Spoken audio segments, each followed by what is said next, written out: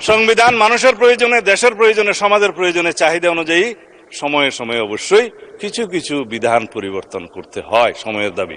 সেই জন্য আমরা একটা পারপিচুয়াল নেচারের অ্যামেন্ডমেন্ট করি, যেটা অন্তত দীর্ঘদিন পর্যন্ত আমাদের এখানে থাকবে। আমরা সেই সংবিধান নিয়ে আগাতে পারবো। আপনি এখন ডিসাইড করতে পারেন মাননীয় speaker, you are my lord of the house. ধন্যবাদ।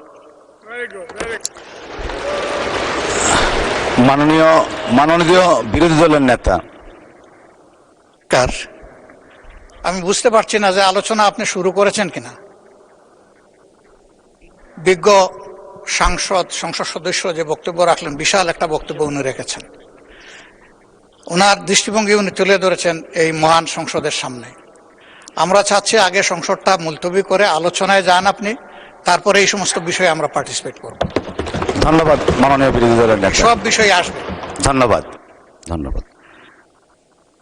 আমরা মাননীয় আইন মন্ত্রী এবং মাননীয় স্বরাষ্ট্রমন্ত্রীর বক্তব্য শুনেছি, পাশাপাশি মাননীয় বিরোধী দলের নেতা যিনি উত্থাপন করেছেন ওনার বক্তব্য শুনেছি। সবার বক্তব্য শ্রবণ করে সংসদের কার্যপ্রণালী বিধি 65(2) অনুযায়ী আমাদের 3 দিনের মধ্যে এই বিষয়টাকে নিষ্পত্তি করতে হবে। সেই হিসাবে আগামী 31শে মার্চ 2026 তারিখ রোজ মঙ্গলবার দিনের সর্বশেষ বিষয় হিসাবে 2 ঘণ্টা কাল বিরোধী দলের নেতার মুলতবি প্রস্তাবটি আলোচনার জন্য সময় নির্ধারণ করছি।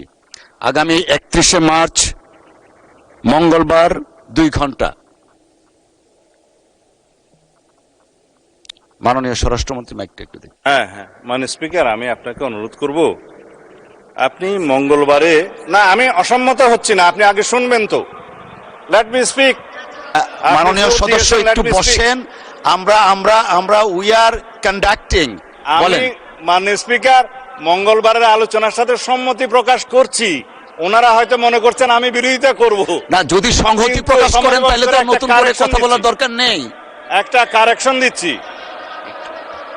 মাননীয় স্বরাষ্ট্রমন্ত্রী, আপনি যদি মঙ্গলবারের আলোচনার সাথে সম্মতি প্রকাশ করেন দয়া করে বসুন। আলোচনা যদি নির্ধারণ করতে চান তাহলে আপনাকে নোটিশটা একটু সংশোধন করে নিতে হবে, এটাই আমার বক্তব্য। মাননীয় মাননীয় স্পিকার, আপনি এই বিধিতে মাননীয় সদস্য আপনারা বসুন, সেটা আপনি আগে সংশোধন করেন। মাননীয় সদস্যবৃন্দ আপনারা বসুন।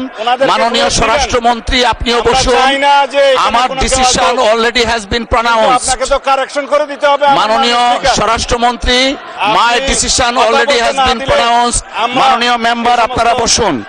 আমরা পরবর্তী কার্যসূচিতে যাচ্ছি।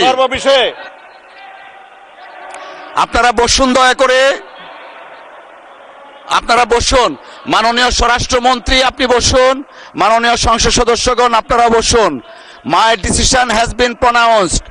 31শে মার্চ নির্ধারণ করা হয়েছে।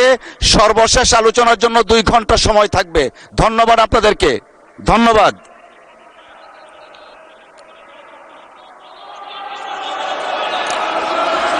মাননীয় স্বরাষ্ট্রমন্ত্রী আপনি বসুন, দয়া করে।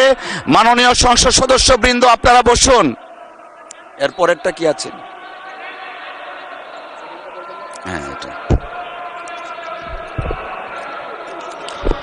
মাননীয় বিরোধী দলের নেতা, আমরা অলরেডি জানিয়ে দিয়েছি 31শে মার্চ অনুষ্ঠিত হচ্ছে। দয়া করে বসেন, আমরা পরবর্তী কার্যপ্রণালীতে যেতে চাচ্ছি। মাননীয় বিরোধী দলের নেতার মাইকটা একটু দেখি। না, আমি বলছিলাম যে আপনি রুলিং দেওয়ার পরে এই বিষয়ের উপরে আর কোনো কথা চলে না। ধন্যবাদ। ধন্যবাদ মাননীয় বিরোধী দলের নেতা, আপনি দয়া করে বসুন। আমি আবারও উল্লেখ করছি, আগামী 31শে মার্চ রোজ মঙ্গলবার দিনের সর্বশেষ বিষয় হিসাবে 2 ঘণ্টা কাল বিরোধী দলের নেতার মুলতবি প্রস্তাবটি আলোচনার জন্য সময় নির্ধারণ করা হলো। ধন্যবাদ। আমরা পরবর্তী কার্যসূচিতে যাচ্ছি।